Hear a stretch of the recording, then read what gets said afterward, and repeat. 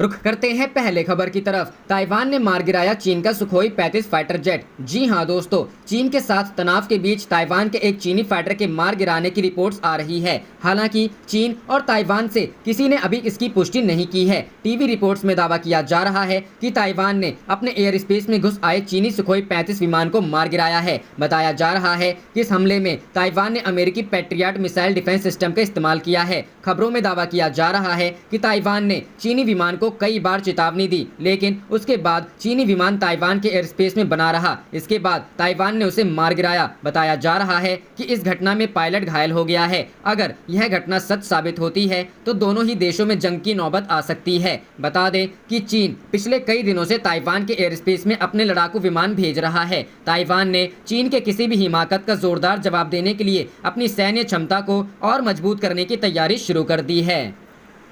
रुख करते हैं अगली खबर की तरफ। भारत रूस की नौसेनाओं ने बंगाल की खाड़ी में दिखाई ताकत, किया अभ्यास। जी हां दोस्तों, आपसी विश्वास और सहयोग को बढ़ावा देने के लिए शुक्रवार को बंगाल की खाड़ी में भारतीय और रूसी नौसेना के बीच द्विपक्षीय समुद्री अभ्यास किया गया। भारतीय नौसेना के प्रवक्ता कमांडर विवेक मदवाल ने बताया, अभ्यास का उद्देश्य दोनों नौसेनाओं के बीच परस्पर समझ बढ़ाने और सर्वश्रेष्ठ अभ्यास करने के बारे में है। उन्होंने यह भी कहा कि इस अभ्यास से दोनों नौसेनाओं के बीच आपसी विश्वास और सहयोग बढ़ाने में मदद मिलेगी और दोनों देशों के बीच लंबे समय तक दोस्ती के बंधन को मजबूत करेगा। मदवाल ने कहा कि इस अभ्यास में जमीनी और एंटी एयरक्राफ्ट डील, गोलीबारी अभ्यास, हेलीकॉप्टर ऑपरेशन और सीमैनशिप इवोल्यूशन शामिल हैं। इस अभ्यास को इंद्र नेवी के रूप में जाना जाता है, जो इसके 11वें संस्करण में है। यह भारतीय नौसेना और रूसी नौसेना के बीच द्विवार्षिक द्विपक्षीय समुद्री अभ्यास है। कमांडर मदवाल ने कहा, 2003 में शुरू किया गया अभ्यास दोनों नौसेनाओं के बीच दीर्घकालिक रणनीतिक संबंधों का प्रतीक है। पिछले संस्करण का अभ्यास दिसंबर 2018 में विशाखापट्टनम में किया गया था।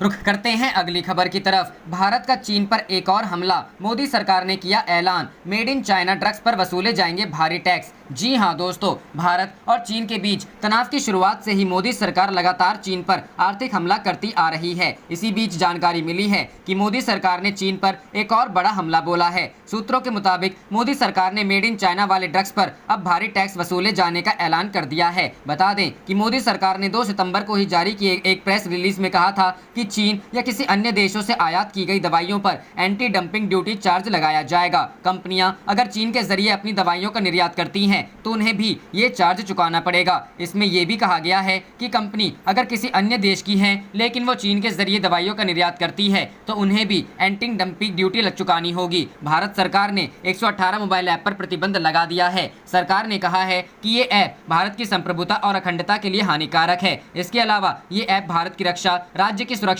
और पब्लिक ऑर्डर को भी खतरे में डाल सकते हैं। बता दें कि बैन किए गए ऐप में पबजी को भी शामिल किया गया है।